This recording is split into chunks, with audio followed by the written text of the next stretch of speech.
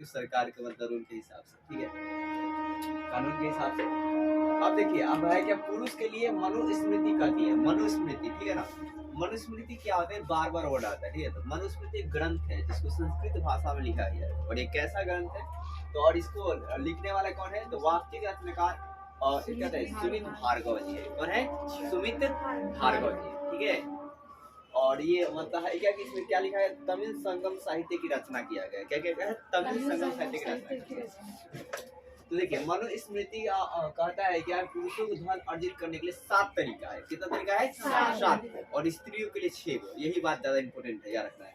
पुरुषों के लिए कितने हैं, 7 तरीका है, और स्त्रियों के लिए कितना है जी, 6 तरीका है, ठीक है। आप याद रखेंगे, पुरुषों के लिए 7, हाँ देखिए, पुरुषों के लिए 7 तरीका है, और स्त्रियों के लिए कितने हैं, 6 तरीका है। स्त्रियों के लिए कितने हैं जी, 6 तरीका है। अब वो 7 तरीका कौन कौन है, तो विरासत, क्या जी, विरासत मतलब साम्राज्य। फिर क्या है जी, खोज, मतलब किसी चीज वस्तु का खोज कर। फिर क्या है जी, खरीद कर, ठीक है। फिर क्या भाई साहब, विजिट करके, क्या करके जी, विजिट मतलब जीत के। फिर क्या, निवेश करके, निवेश मतलब कहीं पैसा देकर फिर उसे टैक्स उससे लेकर, ठीक है, इसको इन्वेस्टमेंट। फिर क्या भाई साहब, कार्य द्वारा, किसके द्वारा जी, कोई भी काम करेंगे आपको खजाना मिलेगा।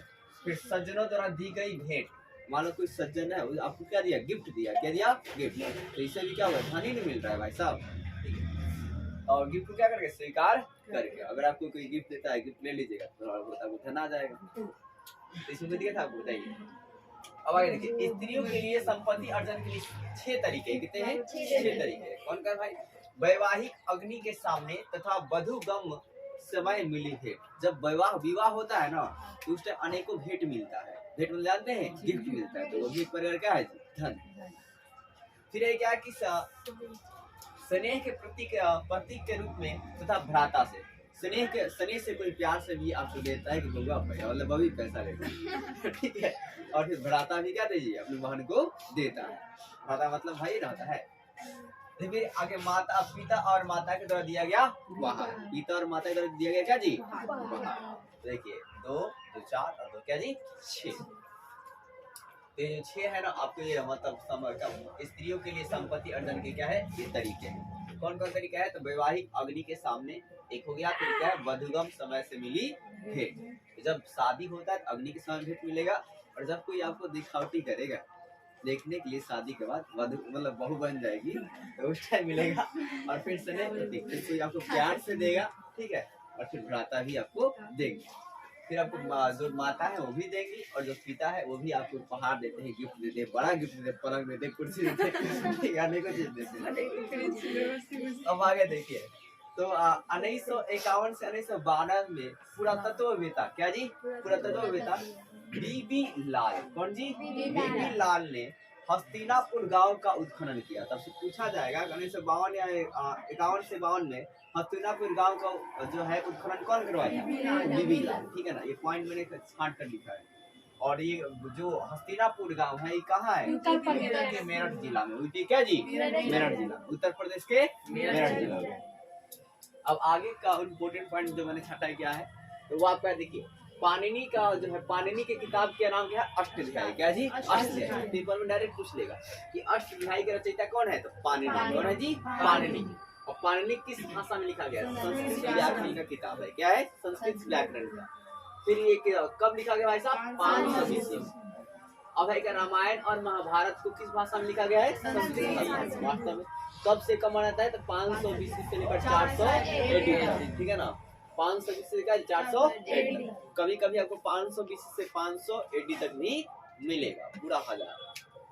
अब देखिए, तो है कि रामायण के रचयिता किसे मानते हैं, वाल्मीकि। किसको मानते हैं जी, वाल्मीकि। और महाभारत की मैंने बताया कि इसका रचयिता कोई एक नहीं है, इसके मूल रचयिता अलग है, ठीक है।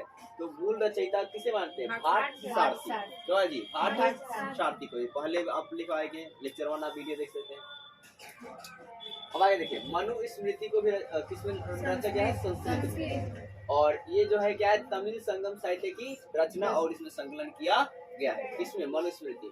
और इसका टाइम पीरियड कितना है, 200 BC से 200 AD तक, ठीक है। और इसके वास्तविक रचनाकार कौन है, सुमित भार्गव। कौन है जी, सुमित भार्गव। अब एक और बात आप रखना कि वेद कितने होते हैं। एक और बात, वेदों की रचयिता किससे करते हैं? वेद व्यास। इसको जी महर्षि देवयान वेद व्यास, पूरा नाम ये है, ठीक है। और वेद की संख्या कितनी है? 4। वेदांत की संख्या कितनी है? 6। पुराण की संख्या कितनी है? 18। और उपनिषद की संख्या कितना है? 108। 8 के बीच में 0 लगा दीजिए, 108 हो जाएगा, ठीक है। उपनिषद की संख्या। और वेद जो है 4 कौन कौन होते हैं? ऋग्वेद, यजुर्वेद, सामवेद और क्या जी? अथर्ववेद, ठीक है। और ऋग्वेद में कितने मंडल है? 10 मंडल है। कितने मंडल है? 10 मंडल। और कितने श्लोक है? तो 1028। और कितने ऋचाएं हैं? तो 10,462। कितने हैं? 10,462 है। और ऋग्वेद में जो तीसरा मंडल कहते हैं, जो आपका तीसरा मंडल है वो किनको समर्पित है? तो सूर्य देवता को। किसको जी? सूर्य देवता को, ठीक है। इसको सूर्य देवता को। और इंद्र के लिए कितने मंत्र हैं? तो 250। कितने मंत्र हैं? 250। और सोम देवता के लिए क्या होता है? अग्नि के लिए कितने मंत्र हैं? तो 200। कितने मंत्र हैं अग्नि के लिए? 200। और गायत्री मंत्र जो आता है वो गायत्री मंत्र भी किससे संबंधित है? तो ऋग्वेद से संबंधित है। ये बात है वेद से।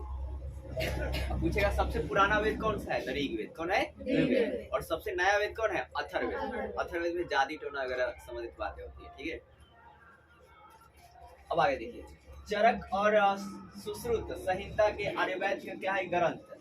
चरक और सुश्रुत संहिता और आर्यवैद के ग्रंथ जो है किसमें लिखा गया है? संस्कृत में। अब अलग से आगे चरक जो है कौन लिखे? आचार्य अग्निवेश। कौन लिखे जी? आचार्य अग्निवेश लिखे हुए, ठीक है।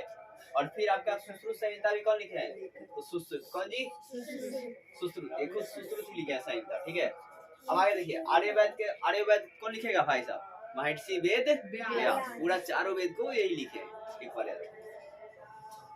अब है क्या, आरंभिक बौद्ध धर्म का त्रिपिटक किस भाषा में लिखा हुआ है? पाली भाषा में। देखिए एक और बात, आप लोग जितना मैंने लिखा सब संस्कृत भाषा, लेकिन जो बौद्ध ग्रंथ है त्रिपिटक जो है वो किस भाषा में है? पाली भाषा में। इसका संकलन कब से कब तक? 500 से 500 क्या जी? 1000 BC तक। सॉरी 100 500 BC क्या जी? 100 BC तक उल्टा जाता है BC में, ठीक है। पुराणों का संकलन भाई साहब कब हुआ था? कितना जी? 200 ईस्वी में। किस भाषा में? संस्कृत भाषा में। और इसके राइटर कौन होंगे? वेद व्यास, ठीक है ना। पेट्रोल जो भी आपका मतलब, और देखिए ये किसका भाग है? वेद। पुराण का भी कौन रचयिता है? वेद व्यास। वेद के रचयिता कौन है? कोई दिक्कत है बताइए। अब एक कहानी है, कहानी सुनिए, छोटा सा कहानी, बाकी आप सारे पॉइंट को छाटेंगे ना तो टोटल जाके ये समझेंगे। देखिए पहले तो आपको ये कि इसको बारे में कैसे स्टडी कर लेना है, श्रीमद् भगवत गीता के बारे में, ठीक है ना जी। कि जैसे सिर्फ इसमें एक चित्र दिया हुआ है कि इसमें मतलब है क्या, श्री कृष्ण जो है उपदेश देते हैं। क्या देते हैं? उपदेश। इस पिक्चर में दिखाया गया है कि श्री कृष्ण जो है क्या उपदेश देते हैं। अब देखिए इसमें लिखा है श्री कृष्ण जो है अर्जुन को उपदेश देते हैं। किसको उपदेश देते हैं? अर्जुन को। मतलब श्रीमद् भगवत गीता में बताया श्री कृष्ण जो है अर्जुन को उपदेश देते हैं। और महाभारत का सबसे महत्वपूर्ण उपदेशात्मक अंत भागवत गीता है। और महाभारत का सबसे महत्वपूर्ण जो उपदेशात्मक अंश है वो कौन सा है? भागवत गीता है। क्या जी? भागवत गीता। और जहाँ कुरुक्षेत्र के पृष्ठभूमि में, जहाँ क्या जी कुरुक्षेत्र का जो पृष्ठभूमि है ना जी, कुरुक्षेत्र की पृष्ठभूमि में श्री कृष्ण अर्जुन को उपदेश देते हैं। और कुरुक्षेत्र में जो अर्जुन कृष्ण जी हैं किसको उपदेश देते हैं? अर्जुन को उपदेश देते हैं। और इस दृश्य को चित्र मूर्ति कला में कई बार दर्शाया गया है। और इस चित्र के काल को 18वीं शताब्दी का, ये जो चित्र है वो किस काल की है? 18वीं शताब्दी। किस काल की? बस इतना ही आप कोई दिक्कत है? तो श्रीमद् भगवत गीता के बारे में और भी आप अलग से जान लेंगे, ठीक है। ये 2 मार्क्स में आता है, इम्पोर्टेंट है।